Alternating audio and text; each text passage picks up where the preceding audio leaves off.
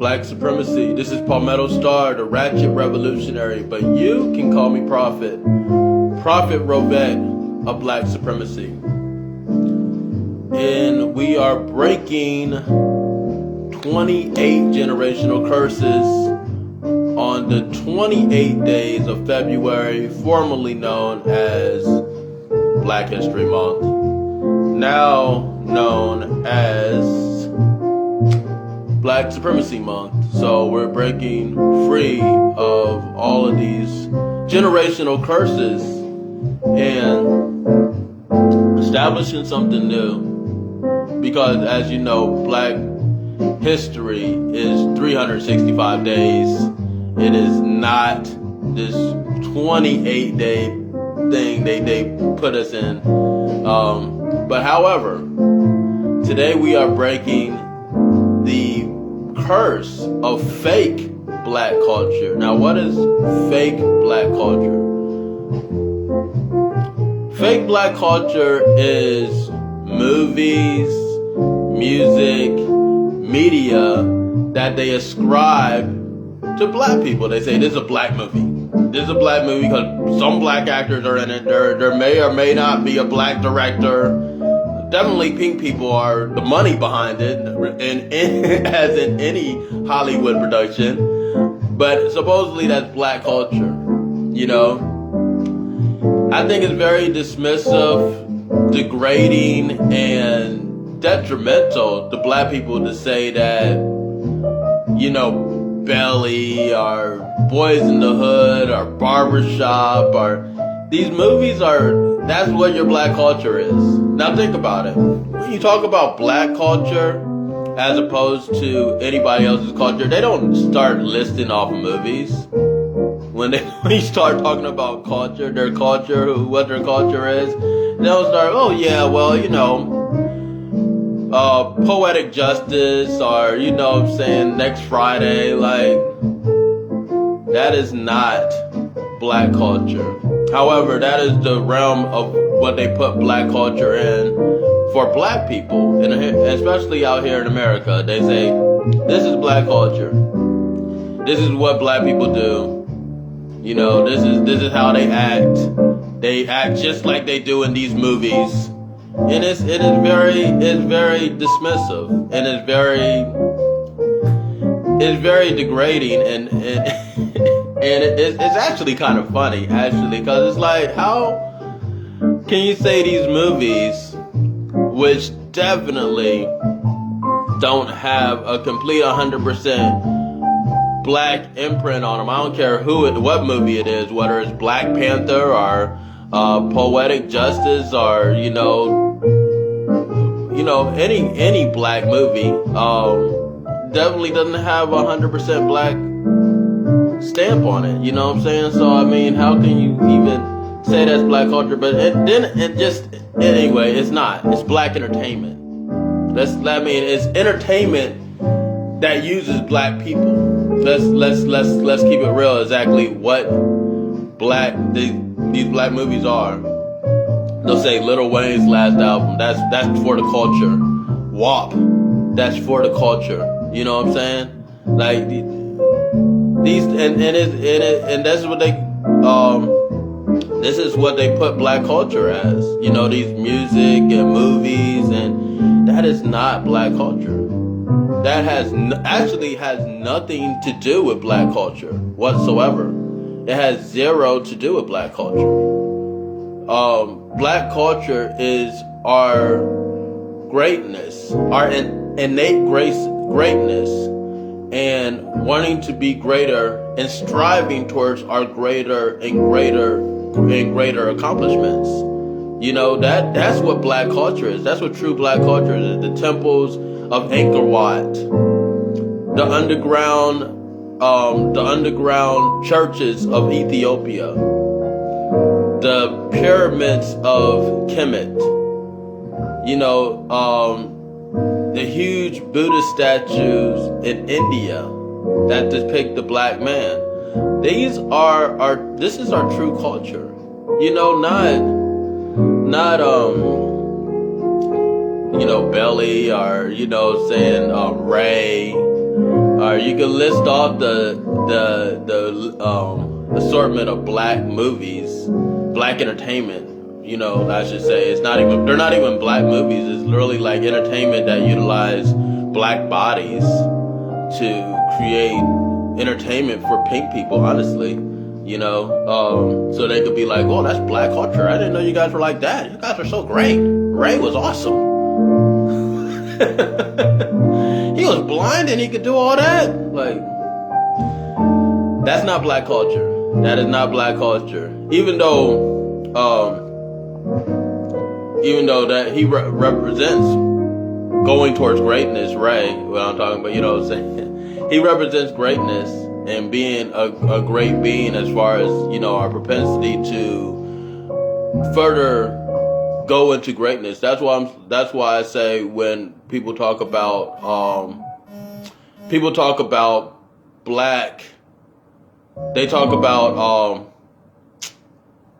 people that, you know, have disabilities and things of that nature. They are essential to black culture as people that are supposedly fully enabled and fully have full abilities. You know what I'm saying? Because, you know, they actually show the greatness of and the potential of what we could do, even with the abilities. So, you know, even with our different disabilities, they show how great we can become in spite of those disabilities, and actually utilize those disabilities to go further.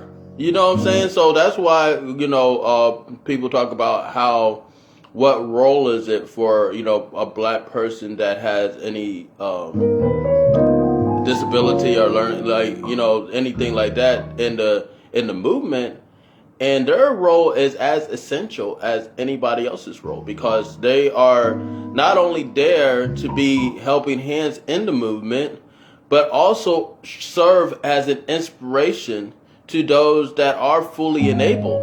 You're looking at this guy like, wow, he's blind and he can do all that. You know what I'm saying? Like, he has this different disability and he could do all that. So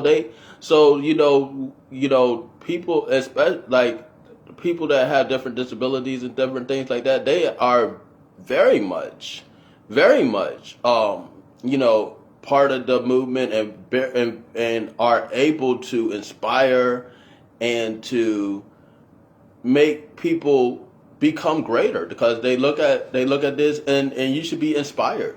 You know what I'm saying? You should be inspired to do better.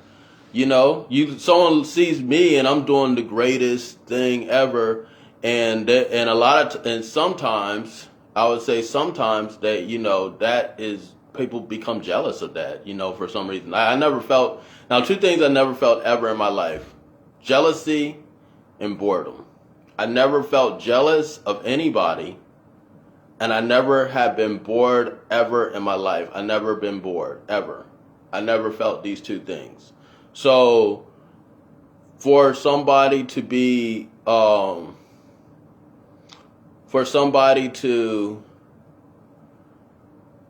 you know, have a disability, that person, they're not going to necessarily be jealous of that person per se, you know, because they have a disability. So they serve as an inspirational vessel for the movement, you know. Okay. They're messing with my Instagram, so Instagram got cut off a little bit. I'm gonna redo this for you guys, for the Instagram people.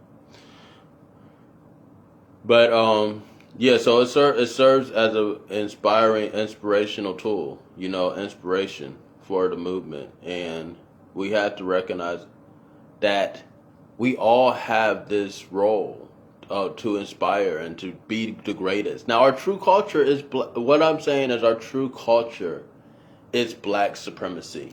Our true culture is to go towards the supreme being and be our God self and become God, and to be, and it's not, being God is not a destination. It's a journey that goes on forever.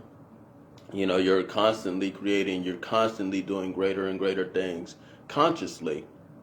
You know what I'm saying? To propel the culture and to for your betterment and for the betterment of the world and black people in general. That is our true culture. That is our true culture. Is black supremacy, regardless of what religion or what ideology you may have. No matter if you look across the board, across the world, at greatness, at black greatness, it transcends different religions and different ideologies and different belief systems. And however, those people are great in whatever capacity they put themselves in. You know what I'm saying? And that's our true culture. The pyramids, whether they are time machines or tombs or whatever they want to say about what they are in Kemet, they cannot be reconstructed by modern by modern construction tools. They can't. It's scientifically impossible to recreate the pyramids as they were. And so despite it, they were, mystery schools or time machines or whatever capacity they try to say the pyramids were. They were a testament to black supremacy. It was a testament to our ability to be great and to become greater. You know what I'm saying? So that's what black supremacy is about. Is about enveloping that and becoming your greatest being, and killing off the mediocrity and killing yourself in the old world and joining us in the new world. That's what black supremacy is about. So today we are breaking the curse of fake black culture, which is movies, media, music. All of that is not black culture. That's not black culture. That is not black culture. That's just black. That's black actors, and black actresses. No matter if it's a rapper or It's funny when they talk about black culture, and they talk about these movies and all that stuff like that. Like they say all of these things are black culture, like Boys in the Hood or something like that is black culture. But then they will never mention a book. They will never mention a book that black people are reading that to be black culture. They won't mention it. They'll just be like, oh yeah, well, no, of course it's not books. Of course black culture is not books. Well, let me tell you this. 3 Steps to End Racism right now is black culture. It is black culture. And it will propel you to further greatness. It is a key to get out of this 150-year loop that we find ourselves in, whether we're fighting for the British or the Patriots or the deplorables or the Democrats or the Union or the Confederates. And our energy is usurped and we go into a lower level of servitude. Well, right now we have a chance to break free of that and become our supreme selves. And 3 Steps to End Racism right now is a manuscript to the new world. So I encourage everybody to read it. The link is in my bio. The link is in my post. Go ahead and read it for absolutely free. Now I encourage everybody to get a hard copy. Why? Because in the age of fact checkers, in the age of deplatforming, in the age of cancel culture, I already know that 3 Steps to End Racism right now is not going to be on the. It may not potentially be on the internet. You know what I'm saying? Forever. So I encourage everybody to get a hard copy because they can't censor your coffee table. They can't deplatform your library. So I encourage everybody to get a hard copy. I've been sending out hard copies every last single week since I actually had the release and reading celebration on January 20th on the inauguration day. and it's been amazing. I didn't even expect that. I thought people would just read it online, but now I see the value of people getting the hard copy and taking it offline and having that. So I'm learning just like you're learning. I'm growing just like you're growing in this experience, and it's been phenomenal. So 3 Steps to End Racism right now, available for free online. However, get the hard copy. Hit me up in the inbox or email 3steps to end racism at gmail.com. You can support the craft on via Cash App. That's $Palmetto Star.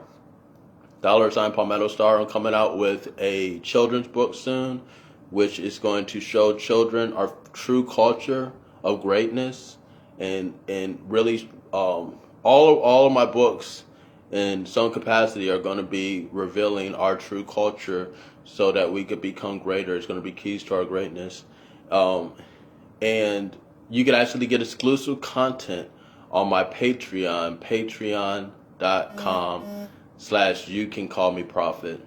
So encourage everybody to do that. Happy Black Supremacy Month. We're going in. We broken 21 curses, y'all. 21. I'm so proud of y'all. I'm so proud. We've been breaking generational curses every single day of February. Every single day. You know what I'm saying? And I've been broadcasting since we got our superpowers. Since we've acquired our superpowers, I've been doing this meditation with the master every single morning, bar none. And I will continue to do that because one of my superpowers is consistency. So I am going to show people the consistency of Black Supreme Godhood. So get 3 Steps to End Racism right now. Inbox me for a hard copy and support the movement. And I just want to encourage everybody to be vigilant, stay aware. Black supremacy.